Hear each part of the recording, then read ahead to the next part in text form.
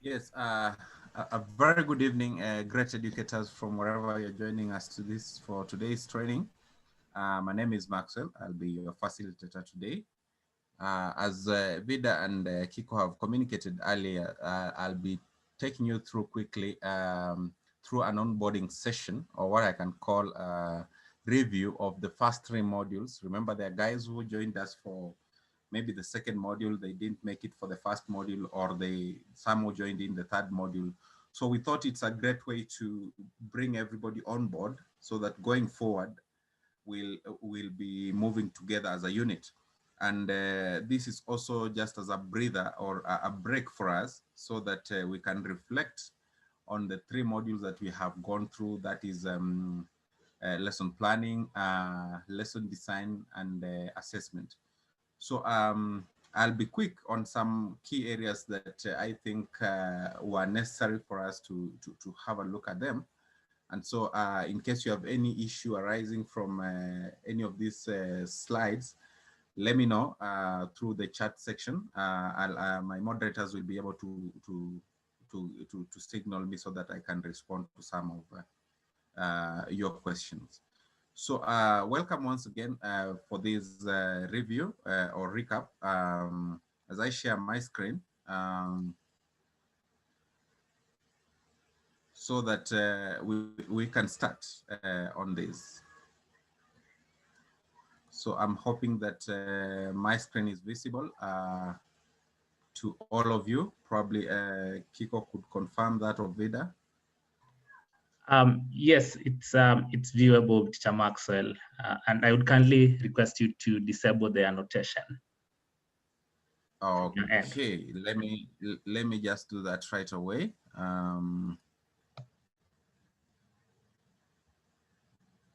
Okay, that's done. So how is my audibility on that end? Am I clear enough? Yes, we can hear you quite clearly. Thank you so much, Kiko.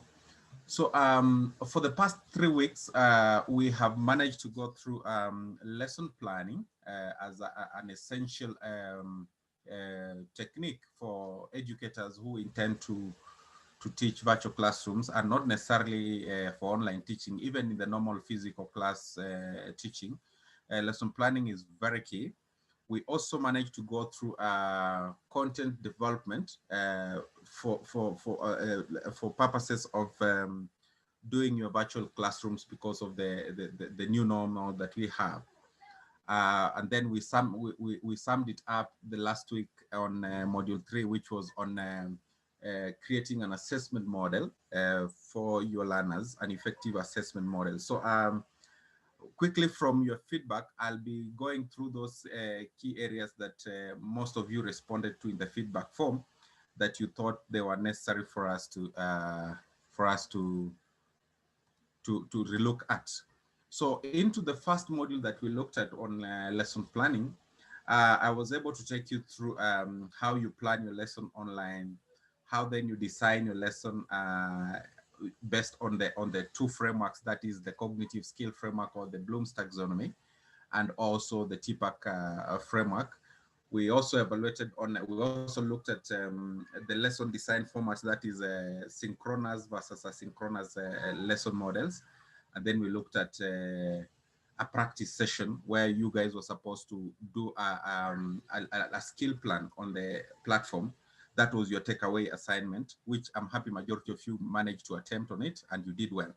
So so under the lesson planning, we basically looked at a general format for a lesson plan where a lesson plan needs to have objectives, a structure in the sense that you also need to map out things like timing, and then being a slightly different kind of a lesson because you'll be meeting learners virtually.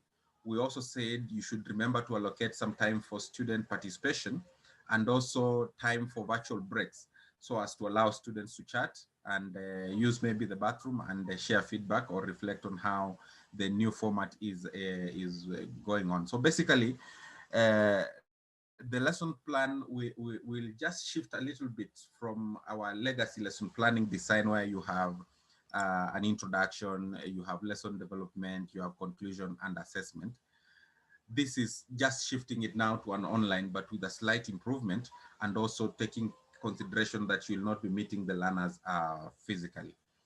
And therefore, in your lesson plan, we also talked about the need for you to incorporate what we call the Bloom's taxonomic skill levels in how you plan your lesson, in the sense that as you plan your lesson, the key inquiry questions that you'll be putting out, let them be synchronized, or let them be aligned to the 6 cognitive skill level. That is the knowledge level, which is the lowermost level in the Bloom's taxonomy, where the learners need to recall facts and or rather recognize or recall relevant knowledge from long-term memories. We talked of questions that can elicit this level, or that can bring up this level, would be questions like define, questions like identify. Yeah, those are some of the questions we said in your lesson plan should be able to invoke that level of the cognitive skill. On to the other level on understanding or comprehension, we said in designing your lesson plan, let it highlight things like describe, distinguish, explain. The purpose of this level of the Bloom's taxonomy is to test the students' understanding, students' ability to summarize and describe in their own words. But as we proceed with your lesson on much higher levels of the Bloom's taxonomy, the application level where the students will be able to apply the knowledge that they'll be getting into in new formats, or rather transfer the learning to their own life or context. Keywords such as apply, compare, and contrast are some of the keywords that we looked at. Then analysis level in the Bloom's taxonomy, in your lesson plan, it should be able to come out in the sense that the questions that you use will encourage students to break material into parts and describe patterns and relationships among parts.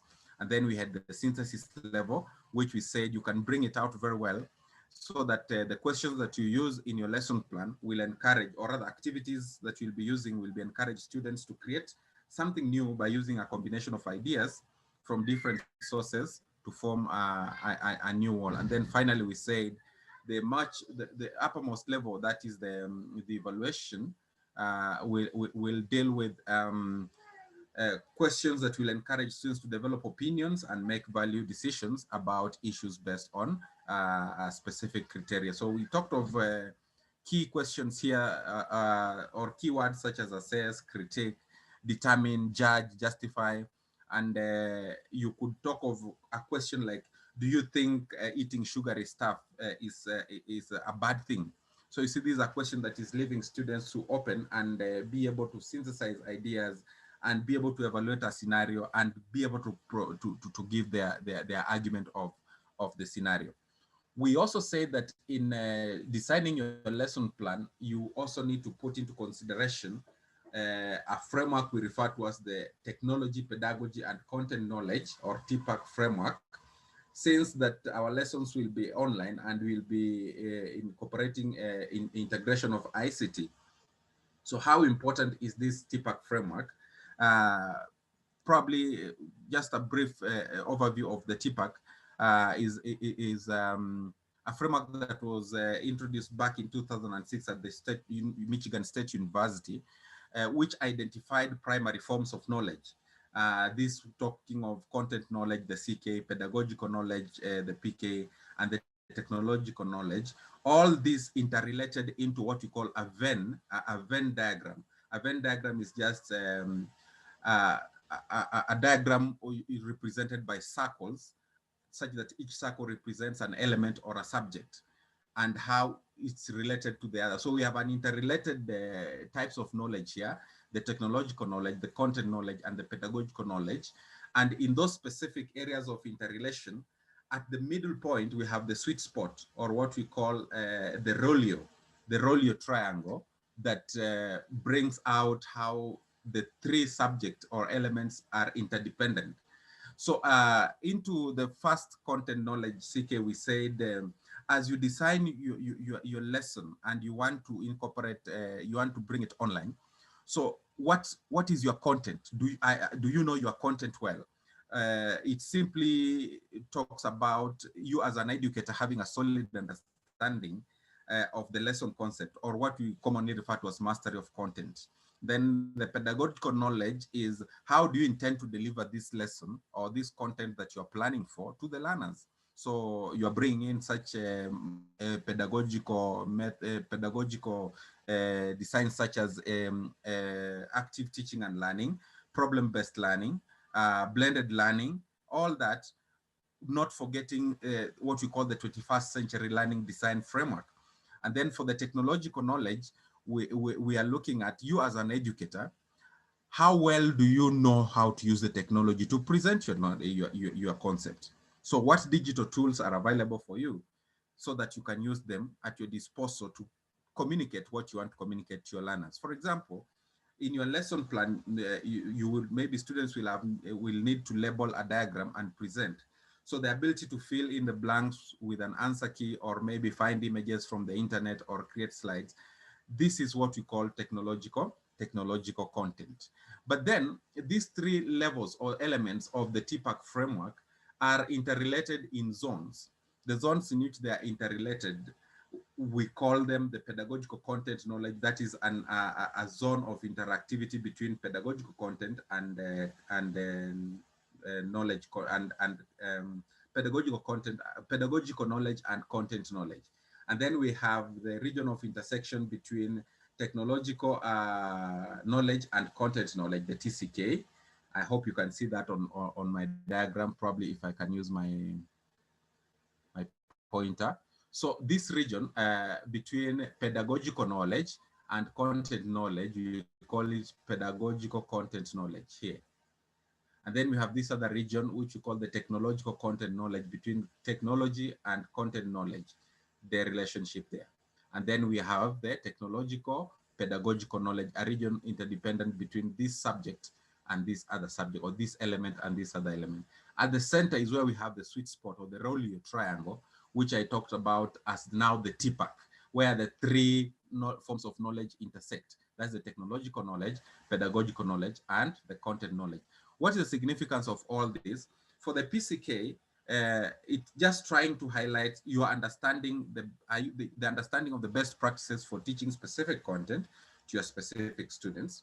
Then for the technological content knowledge is trying to bring out knowing how the digital tools available to you can enhance or transform the content, and how it is delivered to students, and how your students can interact with it.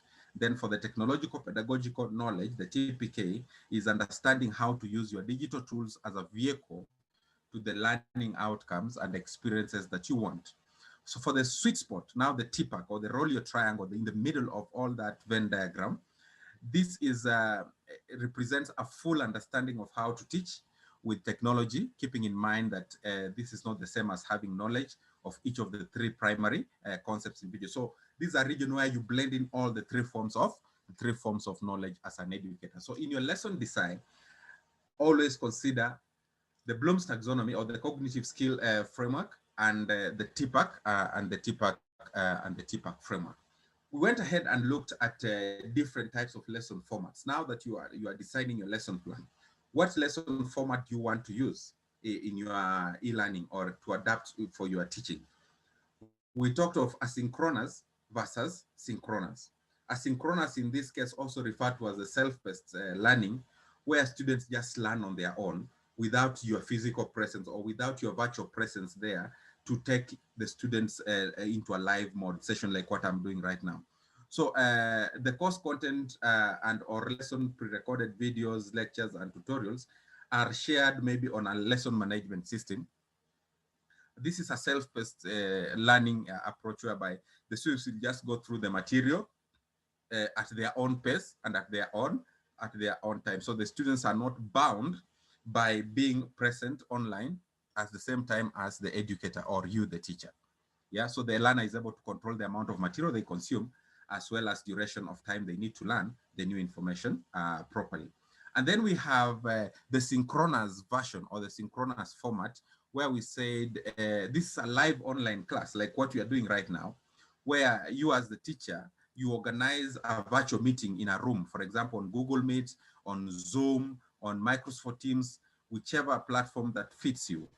and the students and the teachers meet together to communicate with voice or video or even using a virtual whiteboard. Students and instructors need to be online at the same time. So you and your learners are online at the same time, so that at any given time, the learners, you can communicate to learners in real time. So with these two modes of lesson design format, whichever you prefer to use in delivering your lesson, you should consider appropriate lesson plan in order to guide your content delivery.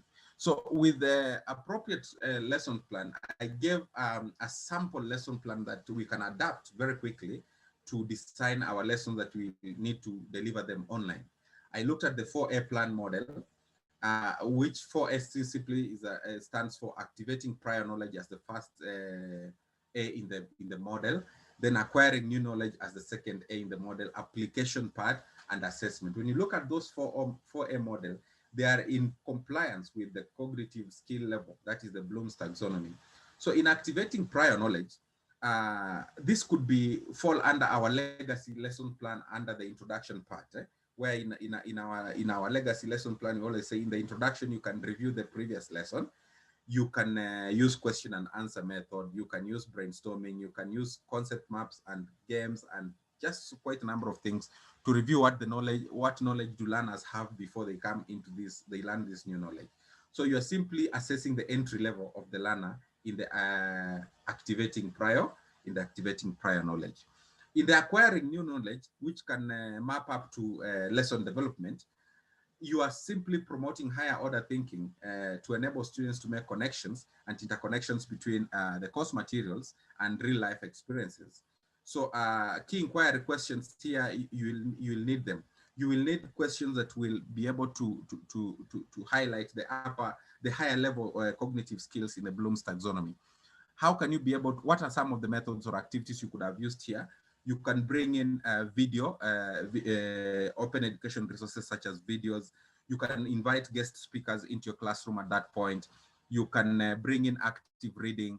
You can bring in role play. You can bring in things like think, pair, and share. And then in the application section, where now you are consolidating what has been learned to make it relevant, you can use things like exit and exit slips, sharing of products, debriefing processes, performances, publications, and all that. You can still use also simulations. I'll talk about this in our subsequent models. And then finally, you do your assessment in the lesson plan to gauge what has been learned and what needs to be further developed. This is a point where now there is a reflection on your side as an educator and also on the side of the learners. Have I achieved what I wanted to achieve? If not, can I reprogram or restructure my approach so that I can teach the same concept? And if learners have not also understood, they need to re-gauge and try to understand their learning skills, to improve on their learning skills. So you could use things like quizzes, both open and closed. You could use think and pair. You could also use assessment discussion postings and clickers, and you can even use surveys and polling everywhere just to find out how did the lesson go, what needs to be improved. We went ahead and did a takeaway assignment on a skill plan. So skill plan in the sense that you guys were supposed to develop a simple skill plan, which included a topic, a subtopic, and the skill that you think your learners will want. This is a simple format of a lesson plan in general. So you just need to know the topic that you want to teach. You need to know the subtopic, and then what skills from the learning outcomes that are highlighted in the curricula, what skills do you want your learners to have learned by the end of that lesson? This is something that you are supposed to develop on the Angaza platform. Probably if I can take you quickly through Angaza platform so that we can be able to show you what you needed to have done on the Angaza platform.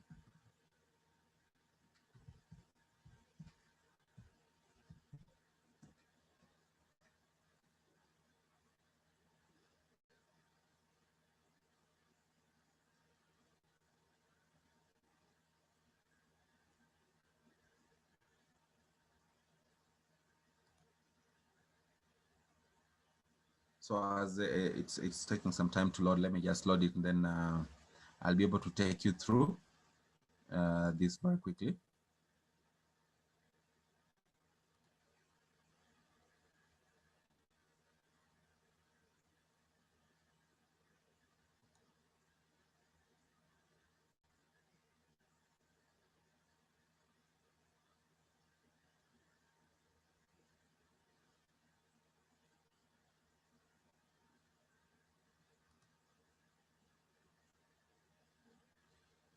It seems I have an issue, a challenge on my end. Probably, let me demonstrate this towards the end so that we can save some more time for this. Then I'll be able to take you through this very elaborately, or maybe Kiko at some point you'll be able to show us it. Okay, probably. So into this marked the end of the first module on lesson planning. It culminated with this assignment that I'm happy majority of you really did it very well, and you are able to develop your skill plans and upload them onto the system. So for those of you who wanted to have a look at the skill plan, maybe towards the end, Kiko or I will be able to take you through how to find your skill plan that you have designed on the platform, because some of us had given feedback that they cannot access what they had made or what they had designed at the skill plan level. So going forward to module 2, that is where we looked at content development. In content development, we looked at ways in which you can be able to create an exemplary lesson, keeping into consideration those resources at your disposal, so that you make an interactive lesson where learners can both, which can foster higher level skills in learners online. Remember, slightly different from the face-to-face where you have control of the learner. You are able to see your learner in classroom. Here you have no control of the learner. Whatever happens behind that screen, you as an educator, you cannot tell. So you need to be equipped with the skills that will make your lesson very attractive, very exemplary, so that you don't lose the learners during your lesson. Remember, the attention span of any learner cannot surpass 30 to 40 minutes. That's why we always have lessons for secondary designed at 40 minutes, for primary designed at 30 to 35 minutes. So in designing your lesson that maybe might want to take 1 hour, then you must be extraordinarily good when it comes to integrating technology into your lesson. We say that as you design your lesson, aspire to have a lesson where you will introduce the learners to the concept, allow them to work on the skills by themselves, and also build up and developing and also build up for developing summative assessment. This is something that we look at in the assessment module in module 3. So what are some of the resources that we looked at in module 2 that would help us as an educator to develop an exemplary lesson? I picked on a few. This is not all that we can exhaust. There are so many resources out there, but these 4 that I looked at were key in terms of using them in your class to make your lesson good, interactive, and to give students participatory chances so that your lesson is not boring. So the first resources that we looked at was the Open Education resource. Open education resources, in this case, we said the OERs are what we can call openly licensed text, media, and other digital assets that are useful for teaching, learning, and assessing, as well as for research purposes. In coming up with OERs, we said you can always get them in public domain or on the internet, released under what we call an open license, which permits no cost access and no cost in using, no cost in adapting and redistributing them. And therefore we said any open education resource bears this characteristic, retainability. It means that you have the right to make, own, or control copies of the content. For example, when you download, let's say, an article, or you download notes, you can edit them when they fall under the open education resource, and even own them, because it is under OER, open education resource, or open license. You can reuse them, reusing them meaning the right to use the content in a wide range of ways. for example, in a class, in a study group, or in a website. And then you can also revise the open education resources, meaning you can adapt them or adjust them to and alter the content to suit your preferred class or students. And then remixing them, meaning you can recombine the original or the revised content with other materials to create something new.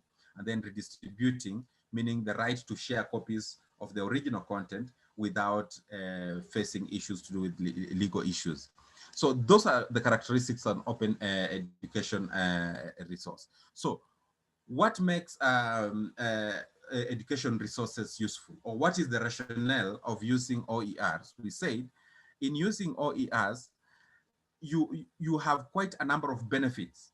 When we talk about ubiquitous, they can be expanded. They can be expanded to use them for different learning purposes. In other words, access to this material can be done anywhere, anytime. If you have a video on let's say teaching science in grade 6, you can be able to share, you can put this, you can upload this video in a Google Drive, for example, and your learners can access that that video on learning science at any given time from anywhere. And like maybe if you are using a textbook that is stored somewhere in a school library, where for any learner to access this book, he must go to the library physically and borrow the book. And maybe he finds the book has already been borrowed, he might not be able to access it. So this makes OERs a better resource. Adaptability, where we say they can be modified or customized to suit topics or content that is relevant to the course. And then for versatility, we said the enhancement of the course material such that text, images, and videos can be used to support different learning styles. Then proliferation, where we say they can be disseminated very fast over the internet. And like if you're using, for example, ebooks, if you have an ebook, you can share with 1,000 people within a matter of minutes. And like if you are to distribute one single hard copy book, by the time you reach the 1,000 person, it will have taken you maybe 7 years if you assume each book will be given to a person per day. So 1,000 days, you can imagine how long that will take. The knowledge will be maybe obsolete. And then there are cost saving for students because all the readings are available online, which saves students hundreds of money in buying resources and storage. Then we looked at educational online. Where do we get such open education resources? I looked at a site where we can get all these resources for all the subjects. And I think this was also shared with you in the previous emails, where you can get free OER sites which are subject specific. I took you through some of the sites that are subject specific. If you want open education resources for English, if you want open education resources for science, if you want open education resources for mathematics, you'll find all these here. Some of the feedback that I was receiving from the previous modules, guys were really asking, how do I get, for example, how do I use, let's say, how do I draw graphs? How do I get 3D, for example, teaching mathematics, shapes and all that? All these, for example, things like GeoGebra, these are open education resources that can be gotten for free from the internet. So teachers, we have no excuse in making our lessons better and interactive when it comes to teaching online. We have everything at our disposal. You don't need to spend a single cent in buying softwares that are always having some underlying penalties. For example, updating that software, you have to call somebody who installed it. When you can get such softwares for free online, and you will not be tied to tenderpreneurs who will want to take advantage of schools. So we also looked at homegrown open education resource sites. For example, the GESI Global eSchools and Community Initiative site that offers open education resources for students. I was able to take you through some of them. Probably I'll do a repeat on that.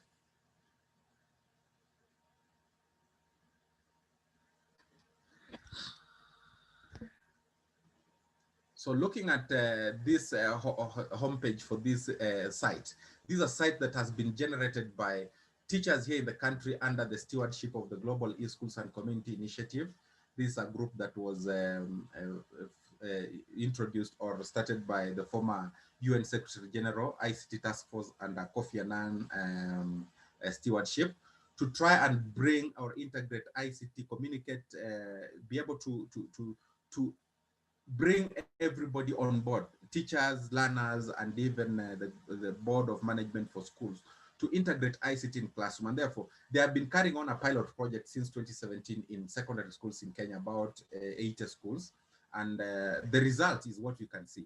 So students, for this project, it started with high school. So for primary teachers, we have going into phase 2 to design more resources for learners. So any teacher can be able to select any concept that you want here. For example, if you are to go to, let's say, mathematics, a mathematics lesson in high school, you can go to Form 1. When you click on Form 1, you have lessons.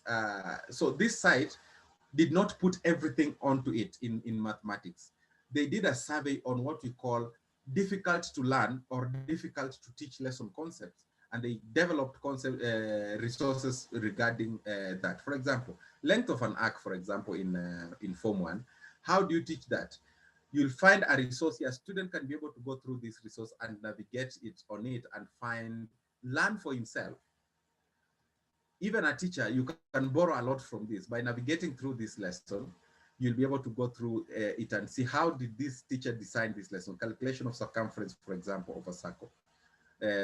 Pre-knowledge, remember what I was talking about, acquiring, you want to assess the pre-knowledge of the learner.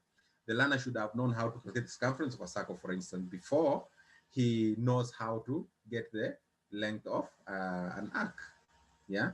So these are resources that are free for you to use at your disposal. Any teacher, you can be able to go through them. The learners can still go through them. And this access, you don't pay any fee for them, for you to access these resources. They are free. These are designed by Kenyan teachers here, me being one of them, so that to help thousands of teachers out there who are having issues with integrating ICT in their classroom. We still have another homegrown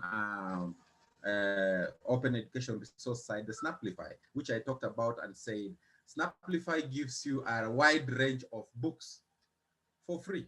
You can download so many ebooks here. This is a company that has partnered with local publishers to put books onto this site for free, and some you pay a very small amount. Other than buying a book at 500 shillings, a textbook, you can get it at 50 bob, and you have the book. You can access it at any given time. So these are sites that you guys need to take advantage of. Buying textbook, teacher benefits, past exam papers. You see all this. This is a site that you can use. These are homegrown solutions for open education resources. These other ones, I think, will still continue to share the sites for you guys so that you can be able to go through them at your own free time. We also looked at another resource we call the concept map. Concept map, I said, these are visual organizers that can enrich student understanding of new concepts. You are simply a diagrammatic representation of knowledge. Other than dictating notes, other than telling students, plants have roots and the roots get water. You put it into a diagram, a visual organizer like what you can see on your slide there. So this visual organizer is what we call a concept map. How do you create a concept map? Concept maps can be created in any platform. You can create concept map even in PowerPoint. You can create concept map in Microsoft Word. You can also use softwares that are already designed out there for creating a concept map. For example, if you go to a Word document, I want to share this onto your screen. If you go to this Word document, you can be able to create your concept map very well using Microsoft Word by just clicking on shapes, getting shapes and putting them there. For example, if maybe I could just zoom in a little bit on this one. I want to zoom in on this. Let me see if it can take that. Awesome. So if, for example, if you look at this, you can be able to see that with this diagram, for example, a teacher teaching science at grade 5 or grade 4 classification of animals into mammals, reptiles, and amphibians, you can use a concept map to communicate to students on issues to do with how you classify animals, starting with the key idea at the center, animals, types of animals, the ones in yellow, mammals, reptiles, amphibians. Then what are the characteristics of these animals? Each cluster, for example, for mammals, one of the characteristics, they have a backbone. This concept map can be able to communicate something within a very short time. What could have taken you like so many years to make will take you so many lessons to communicate will take you a very short time. We could also use softwares like visual understanding environment. If you can be able to see my diagram on that far end, these are visual understanding environment. It's a software that has been made to be able to use to design a concept map. For example, what you can see on my board there is a concept map on an entire topic in Form 1, Introduction to Physics. So when you design such a thing and you take it to your student, the key idea being here, physics. So what is physics? A branch of science that deals with the study of matter and its relationship to energy. Then what are the branches of physics? You have mechanics, you have thermodynamics, you have waves, you have electricity. So you can use a software, and this is an open source, it's a free software, which I think we also shared the link for you guys to be able to download it so that you can explore how to go about it. If you don't want to go the software way, go the simpler way using the Microsoft Word as a way to design your concept map. So I was able to take you through how to come up with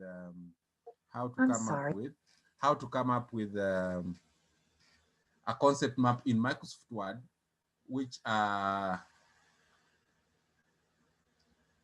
think it's okay. Let me just do a recap on that so that most people don't feel left out. So when you open your Microsoft Office Word, how can you create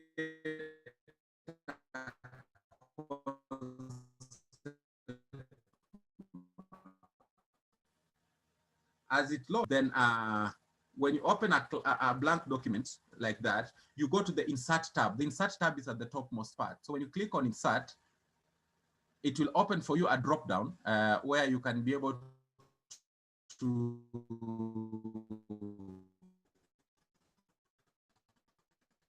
insert shapes, but before you in canvas like that. So in this drawing canvas, you can now insert anything that you want. For example, if you want to talk about types of characteristic of plants, for example, you choose a shape, like maybe a circle, you put it at that center part, right? Then filling part, you can leave it maybe yellow, and then you insert a text inside. What is your key idea? You want to talk about plants, for example. So you have plants, right? So let me just highlight that so that we have that. Let me redo that. So, so you key in, you type in the shape plants, yeah? So when you're talking about this, what do you want to know about plants? Maybe you want to know characteristic of plants. So you will put a link, still another shape. You could use a different one, for example. You could put that there, right? Put another one there. And put another one there. So what do you want to say about first characteristics of plants? Plants have, let's say, leaves. So how do you link this characteristic of plant to the plant itself? Your main idea, the central idea. You use arrows. So you select on the arrow there. The moment you touch on this diagram, it highlights, then you pull the arrow there. There we go. We have a link between plants and this characteristic. For example, you want to add a text there, and you want maybe your text to be in red. So you'll say plant have leaves, right? So what do leaves do? What's the function of the leaves? So the leaves, we say they are used maybe for maybe transpiration, or maybe to trap sunlight to manufacture plant food. You can continue with your diagram irrespective of how big you want it. It can be as big as you want. So with this, when you go to your classroom, you don't need to be carrying millions and millions of textbooks to refer to diagrams that you want your learners to learn. Yeah, you could also say maybe these plants have, the color is not maybe very visible. Let me just change that shape field to that. Or maybe because it's another level, I can change it to green. Leaves are green, yes. Then you talk about roots. Yeah, so roots, maybe we can say they are brown. Is that brown? Maybe we can talk about roots being brown. Then you add text there and you call these roots. So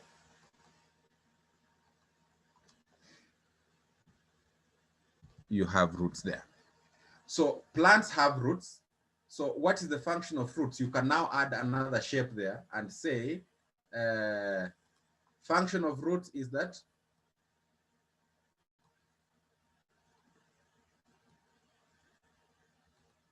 the function of roots is that they source for water and minerals.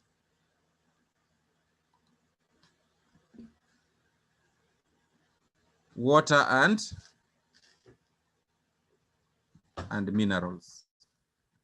So that's the function of the roots, to source for water and minerals. And there you have your sample of a concept, map that you can use to decide. The importance of using concept map is that these are visual representation of knowledge. They always say you easily remember when you see, other than when you are told. So you see, when the learners can be able to visualize knowledge like this, it becomes very interesting for them. It enhances their retention span, and therefore remembering, it becomes very easy for you as an educator. So concept maps are very good ways of teaching your lesson in classroom. So going forward, we said that in designing your concept maps, you need to have key things that you should have your main idea of what you want to represent your concept map to be. You also need to know how, where, when. So your concept map should answer some of those questions: who, why, what, how, where, right? And using concept maps, we said they help children or learners to organize new information, and therefore helps them to clarify the structure and structure ideas. It also helps students to make meaningful connections between the main idea, which we said is our central main idea, most idea, and other information. They are also easy to construct and can be used within any content area.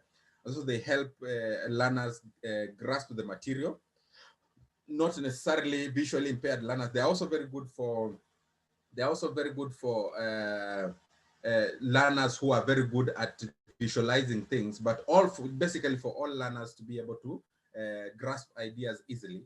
And because they utilize a full range of left and right hemispheres of the brain, yeah, they help in recalling and remembrance very, very easily. We looked at when to use, how can you use concept maps? For example, you can use concept maps in a class pre-assessment. You want to introduce a new concept or a new topic. You can go in there and use a concept map to show the learners how the knowledge will be interrelated. You can use them as a whole class activity, for example. And you can also use them maybe as an assignment for them to be filling in. That you have taught a concept and you want to test them whether they have understood the concept. So you bring in an idea of a mind map or a concept map with some information missing, and you let them come and fill in the missing information to gauge whether they have understood the concept that you have been able to communicate. We also looked at another technology that you can use to make very good lesson, what we call the photo story. A photo story, I said, is simply using technology to tell a story. Yeah, digital storytelling can be used to reinforce subject matter, to share an experience, or present some new information in a creative and an interesting way.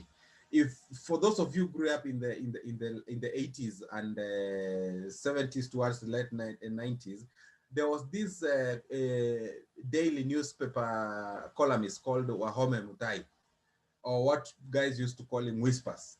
I remember my father could just buy a newspaper just to go and follow the story by Whispers. And he never used to write a lot. He just used to use graphics to communicate or to give his story. So telling a story using using photos or digital storytelling is another one way of doing things. Some of us who grew up still then, we used to buy a newspaper just to get the Super Striker magazine that used to be stuck inside. I think it used to come on every Sunday or Saturday.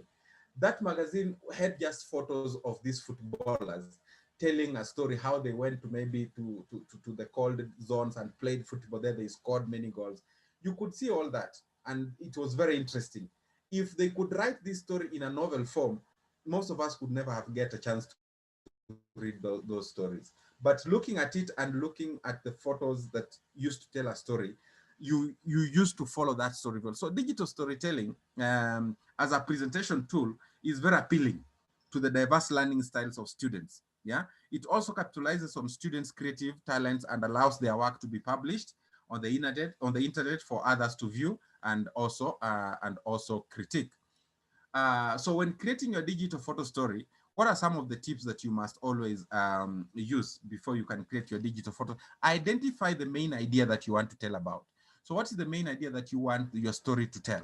Yeah. For example, you want to tell about my school, or you want to tell about my favorite food, or you want to tell about, maybe you want to tell about volcanic activities when you're teaching social studies or geography. You can use a digital photo story. Bring that volcanic activity in your classroom in form of a photo, narrate to the students. They will be able to learn easily. Seeing a photo of a volcanic eruption in, let's say, Indonesia, while yourself, you are here in a place called Kongoya. So you are teaching learners about volcanicity and showing them how volcanic eruption takes place in Indonesia. You've brought Indonesia to Kenya through digital photo story. So you also need to design a plan on what and how and where and why you want to teach that story. Collect the data. This will mean images that you need to get. You'll outsource them from the internet. Narrative voice. If your voice is not very good, hire somebody to do the narration for you. Or even music. You need to look for some music to accompany your digital photo story. And then you need to develop the digital photo story itself, and then share and present and publish the digital photo story. Digital photo stories, I said we can use so many, quite a number of software that we have. We have digital photo stories that we can use softwares like the free photo story by Microsoft. It's a free software that you can download for free on your computer or on your tablet. Yeah, probably this is how the software looks. When you download it, we call it the photo story for Windows. This is how it looks. When you open the homepage, it will ask you, select one of the following options. Do you want to begin a new story? Do you want to edit or edit a project that you had already started on? Or do you want to play a story? Or do you want to continue working on a current story? So maybe just to show you in a preview on how a digital photo story looks like, when you use such a software, I had created quite a number of them on my case. So if I create, if I look at this software, I want to show you a sample of a digital photo story that I've come up with, just to talk about myself as a transformational teacher. So as it opens up, so that is my school. I'm creating a digital photo story about my school. So if I want to preview it, probably let me preview it so that you can see what digital story can do for you in your classroom.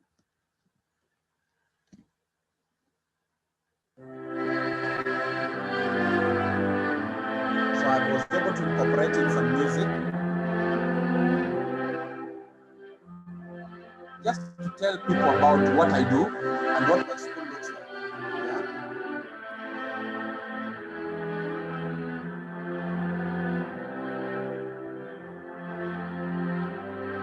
So we talked all night about the rest of our lives, where we're gonna be when we turn. These memories are playing my face. I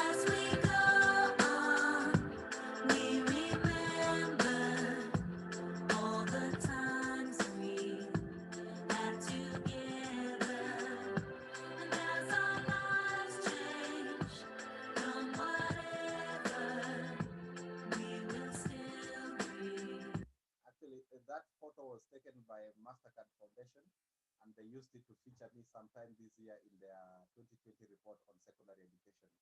So you can be able to narrate a story on some of your achievements. You can be able to narrate a story on a concept that you want to teach in classroom.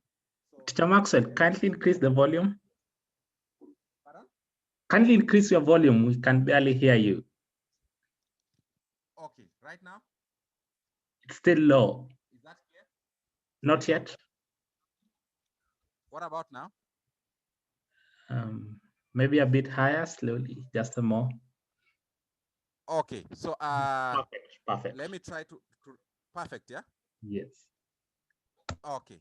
So digital photo stories are very key when it comes to teaching abstract concepts that probably you had no idea of how to go about them. You can source for photos. Sorry, it has gone low, Teacher Maxwell. Sorry, it has gone low again. What about now? Maybe a little bit higher. Hey, issues to do with technology. I'll try to amplify it so that you'll hear me clearly. So what I'm saying is digital photo stories can allow you to edit and add motion to pictures. They can allow you to do text narration. And also you can have an inbuilt music generator that you can use to make your lesson very, very interesting. So aspire to use this. We also shared this, I think, with you on your emails. You can where to download this from, so that you can use it and exploit how best you can use it in your classroom.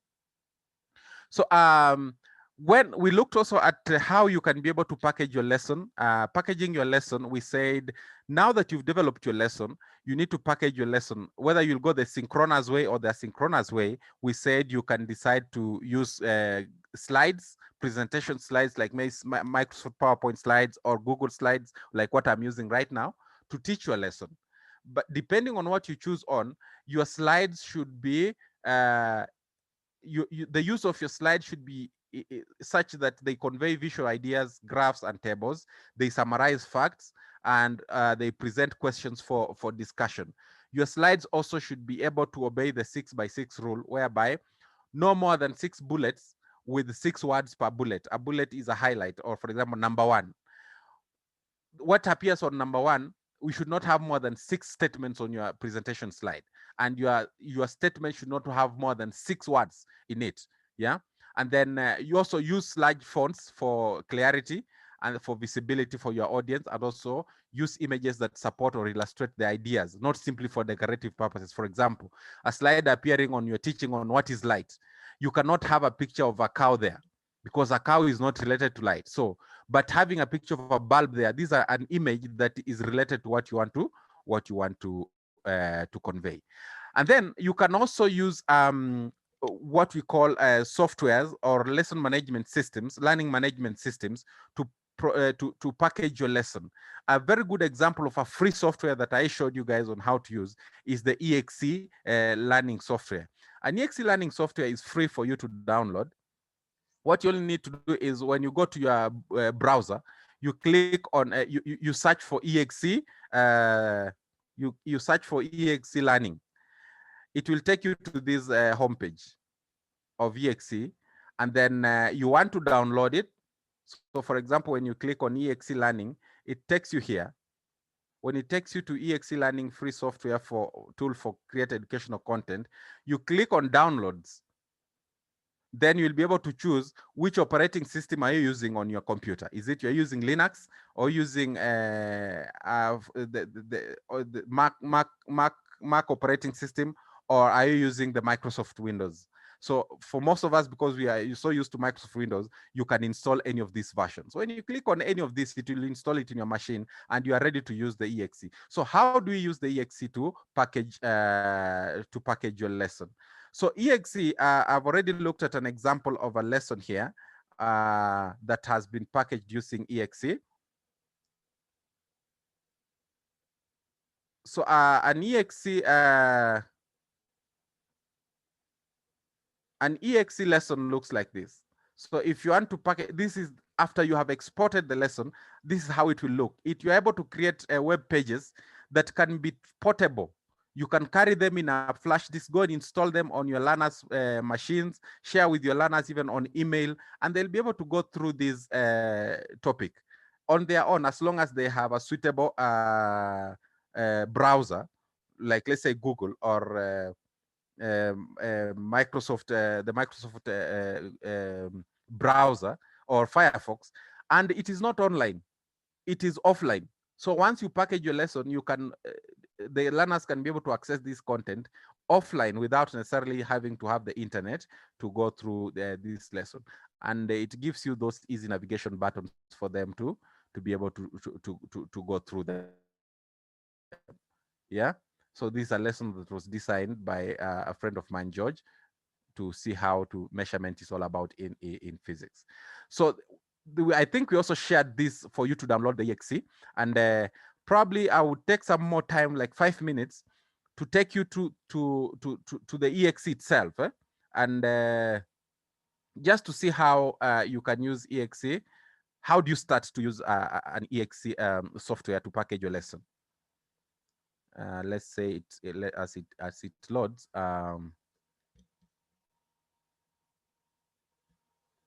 Let me do a search for it.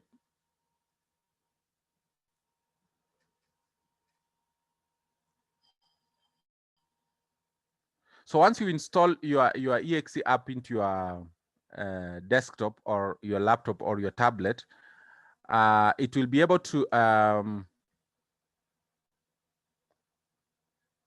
as it loads, let me hope it's loading.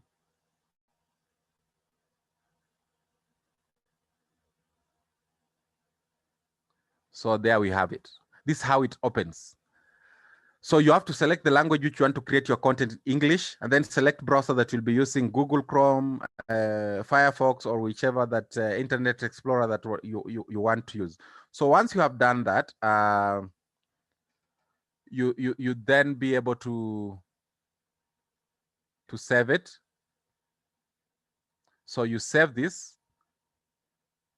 You are creating a new content. It takes you to a home page. So in your home page, these are the tabs and tools that you can use to start your authoring. Yeah. So for example, in the authoring, you want to add a page.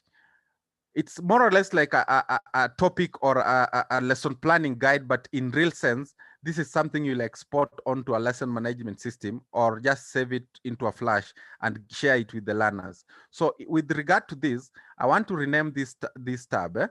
So I've added a page and I want to rename it. So renaming it, I want to call it a topic. Let's say I want to teach a topic like magnetism.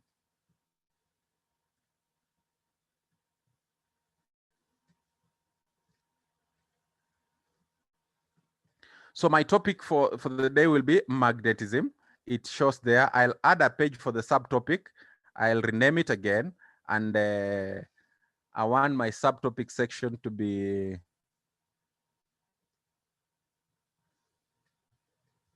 subtopic. I want it to be magnetic field patterns.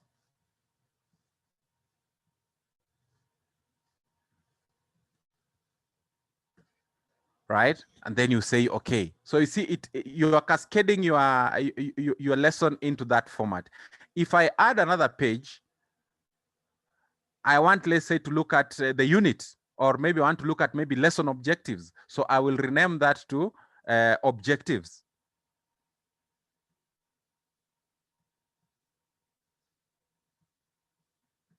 Yeah. So the objectives there, you will be able to maybe under that you will have to add, let's say, textual information, for example. So you need to type in under this tab, you need to type in, you want to add in textual information. So let's say which free text you want to do objectives, you put it right there. So objectives. So you'll say under the objectives, so you want to tell learners maybe by the end of this lesson,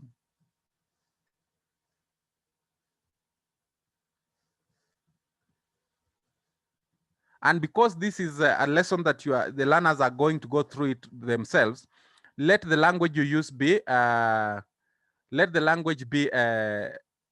first persona, in the sense that you want to have these learners know that it is referring to them. So you should say, by the end of this lesson, maybe you should. Don't say by the end of this lesson the learner should. No. Let it not be passive. Let it be first persona. You should be able to define magnetic field pattern. A magnetic field, or for example. Yeah, and that is it. So once you're done that, you can save all that. So you click on this and it saves there. So by the end of this lesson, you should be able to define a magnetic field. You can add, if you are doing, for example, an assessment. So this is how you can organize your lesson from topic, subtopic, objectives. You go to introduction by adding just a page and renaming it. Then you populate. So populating your sections, we have this we call interactive devices within the software. Interactive devices, for example, close activity, drop down, GeoGebra. Somebody was asking, how can I use 3D to teach my lessons in online? So GeoGebra already comes pre-installed in this software for you. Yeah. So you can select what you want, insert a GeoGebra activity from www.GeoGebra. It requires an internet connection, at least for that one. All this, you can be able to do it as a teacher. We're packaging your lesson online. Then once you have packaged your lesson like that,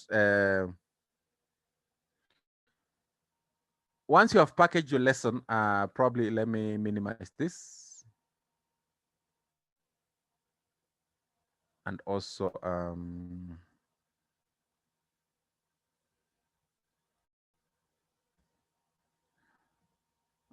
minimize this. So once you have done your lesson, you come up to something close to what I had already shown you earlier on the type of lesson that you have looked at. So once you package your lesson, it will look like this. You see the highlights. It will be able to appear with these tabs here: author, content, objectives, measurement, introduction, all these. This is how the learner will be able to see the lesson. And this is very interesting because it's very interactive. The learners can even watch videos on this. Open education resources we are discussing about. Even you can include assessment in it like that. Yeah. So we also went ahead and said that for your assignment, you are supposed to have designed what we call a concept map for this module. You are supposed to have designed a concept map, which majority of you also did it very well in Word, and you are able to upload them comfortably. Then the last module that we looked at last week was on assessment development. And under assessment, we said it's good for a teacher to model your assessment to align itself to the cognitive skill levels that we had looked at in module 1. Remember, I said that teachers who develop useful assessment and provide corrective instructions to the learners, give the learners a second chance to demonstrate success, can improve their instruction, and also bring about inclusive and equitable quality education that promote lifelong learning opportunities for all. Assessment design had some guiding principles that I took you through very quickly last week, where we talked about practicality, which refers to the time and cost constraint during the construction and administration of your assessment. Reliability, to refer to the stability of the scores over time. Your validity, this is just to refer to whether or not the test measures what it claims to measure. And then authenticity, where we looked at whether your assessment model contains natural language and meaningful, relevant and interesting topics that replicate real-world experiences. And then the washback characteristic for an assessment model we talked about, talking about the consequence of the assessment on the teaching and learning. Remember, your teaching and learning, the assessment can have a positive consequence or negative or a negative consequence. We looked at different types of assessment models, that is diagnostic, where we talked about an assessment that tries to inquire to see whether the learners already know some knowledge or background knowledge before you teach that concept. This one comes in the first phase of your lesson, acquiring new knowledge in the assessing prior knowledge. And then we looked at formative assessment, where we said in formative assessment, you want to assess, you want to assess for learning. Is learning taking place as you teach, so that you can adjust your teaching methodology? We want to assess. These are things like takeaway assignments at end of a class to assess whether the learners got the knowledge you have taught within that particular class. Then for summative assessment, we say it assesses assessment of learning, not for learning, assessment of learning at the very end. Things like end of term exams, things like KCSE exams, KCP exams, all these are examples of summative assessment. So we said formative assessment, for example,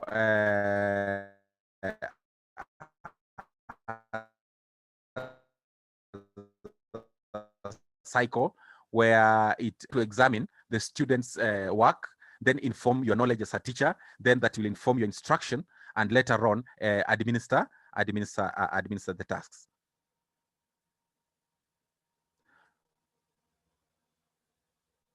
For summative, we said it comes at the end of the term, or mid-term exams, and or end of unit chapters or questions that you need to test. Then we looked at different types of summative assessment in e-learning, where we talked about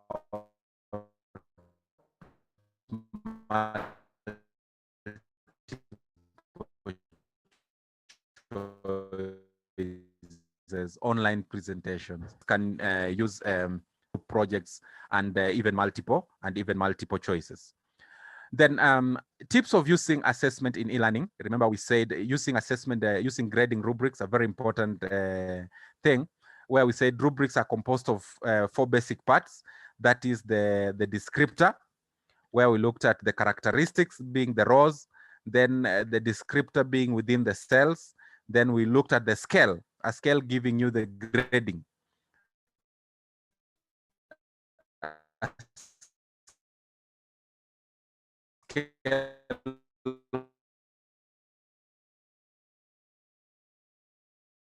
Of 3 to 1 or 1 to 3. Yeah, just fix my audio, it's messing me up.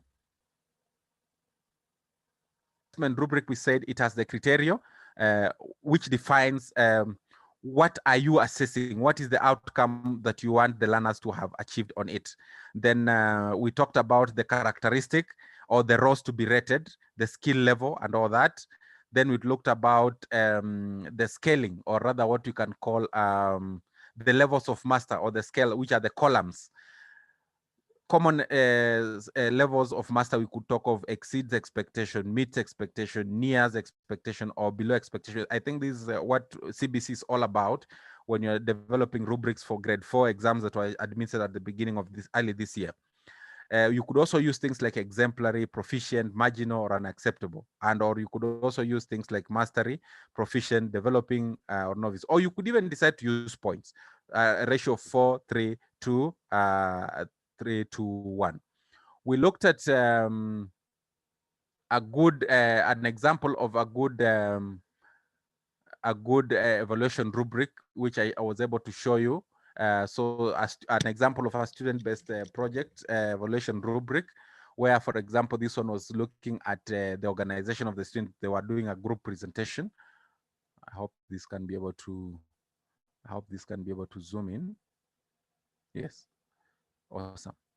So where this you want to look at how are the students organized, what was the quality of their content, what was the quality of the group presentation, yeah, what was the quality of the group research, and what was the quality of the group communication. Then the scaling, you're giving them fair 1 to 5, excellent 16 to 20. For example, as a student who is fairly organized, his or her presentation does not clearly communicate the topic information, even with spoken explanation. This, what I'm reading here, is what we call a descriptor. For an excellent group, the presentation is well organized and neat and communicates very clearly the topic information for an excellent. So the descriptor varies according to the scale: fair, satisfactory, good, or excellent. Then we went ahead and looked at how to analyze the results in making a good assessment model. So in analyzing the results, we say that you need to identify trends and areas of improvement, yeah, where the purpose of your assessment in e-learning, first of all, is to let the learners know where they stand in terms of their academic progress and proficiency. And secondly, it gives an e-learning professional, who is you, the educator, the ability to identify trends and weaknesses of the e-learning course. Then we also went ahead and looked at diversifying your assessment method. Don't just stick to one type of assessment. So use a wide range of assessment to cater for different learning styles. Remember that every learner is unique. They each have different learning needs and require different learning materials and e-learning activities to absorb information effectively. Yeah. And then you also need to do some research beforehand to see which type of assessment are best for your learners and which one will most accurately assess their skills and knowledge base. And then also keeping in mind that summative assessment does not provide learners with timely feedback they can use to improve on their learning behaviors. So as such, you need to pair them up, a summative assessment with maybe formative assessment or diagnostic assessment. So have a blend of all the forms of assessment when you're designing your assessment model. And then finally, you need to distinguish between summative and formative assessment. Nowhere to use summative, nowhere to use formative assessment.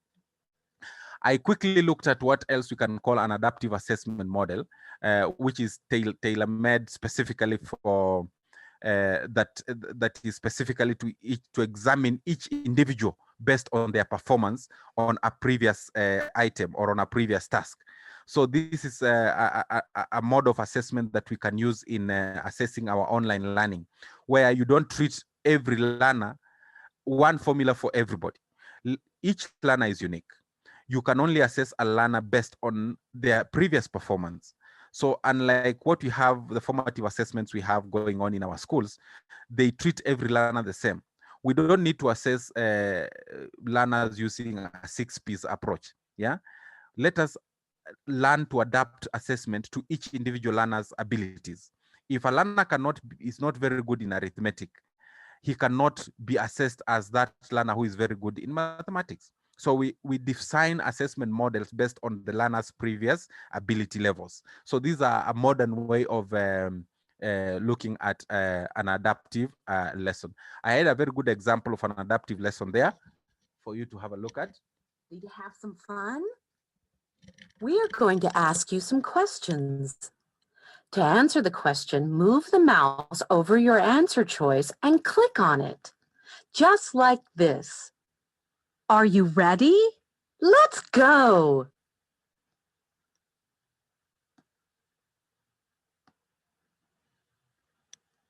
Click on the letters that spell the word mother.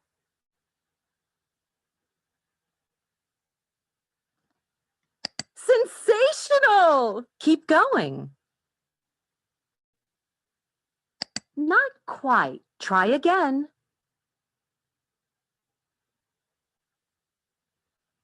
That's great! Click on another one. Nice try. Let's look at this in a different way. So you see, that's already an assessment that has been adapted into the computer. It's already showing the learner, it has already assessed the ability of this learner. So it's going to give him a more elaborate task that will help him is the correct to do that. the word mother. Click on the one you think is correct. Good job! Here's a new question.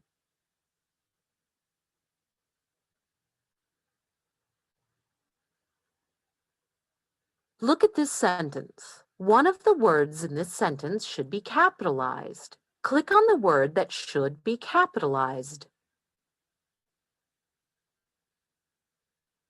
Not quite. Try again.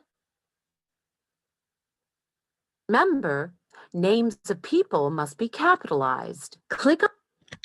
So you see, in such a lesson, in such an assessment model, the learner is not just assessed uniformly. He is going to be assessed based on his previous performance on a previous task. So the computer is able to gauge the ability of this learner is at this level 1 or level 2 or level 3. This is the best way to do an assessment model for our learners, so that we can all bring about meaningful learning and quality education to our learners, other than treating all learners to be equal. You give them a summative exam at the end of the term. Everybody is being tested on the same thing. You are not taking care of the gifted learners, or maybe the time takers, for that matter. So let us all be able to emulate more adaptive forms of assessment. Of course, it is a form of assessment that has its own pros and cons. For advantages, it has increased measurement of accuracy, immediate scoring and feedback, you see. And then for disadvantages, it is the initial cost is very high, and security of information also is at risk, because it's something that can be done online and can be hacked. So creating digital quizzes for your classes. These are just examples of softwares that can be very useful for you to generate digital questions. Classmarker, Raptivity, EXE Learning, I've already looked at that, FlexiQuiz, and Profofs. These are some of the examples of softwares you can use online to generate quizzes, instead of you going down very quickly to generate quizzes. Then I also talked about mapping your assessment with the cognitive skill framework that we had looked at in Module 1. Let your assessment align itself to these 6 levels of cognitive skill. And that is the end of the recap for the modules that we looked at in our previous 3 weeks. Thank you so much. Maybe over to you, Kiko, if you have something. Thank you so much, Teacher Maxwell, for that great presentation and for that great recap. Absolutely, it's an amazing one. And we hope you teachers have completely gained. Just because on the interest of time, so for my today was just to walk you through across what the platform does across all the lesson planning, content development, and assessment development.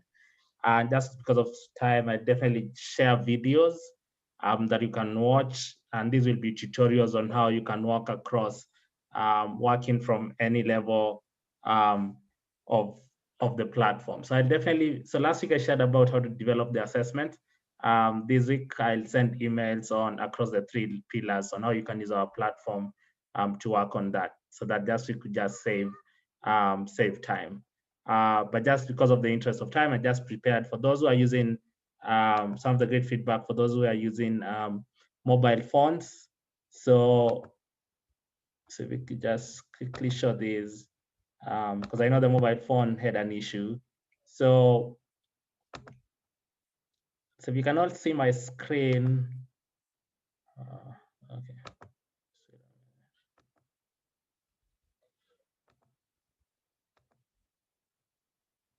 So just super quickly. So this is the layout of the mobile phone. So immediately you go into the mobile, you sign in using the mobile phone. This is what you get. So you have this logo at this point, and then you have this button at this point, this green button here.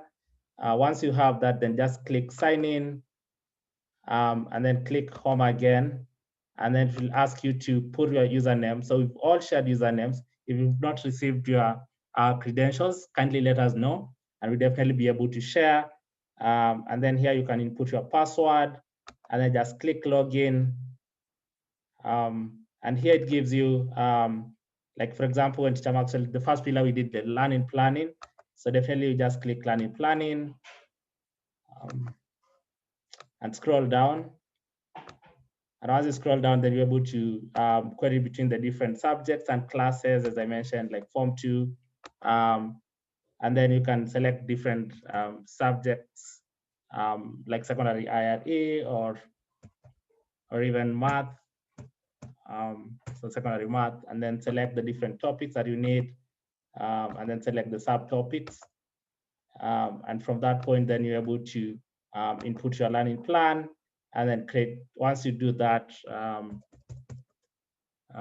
add skill, and then create the plan, and should be able to just quickly come down here for you to review. So I'll be able to send, and the same process appears to all the other items from uploading notes.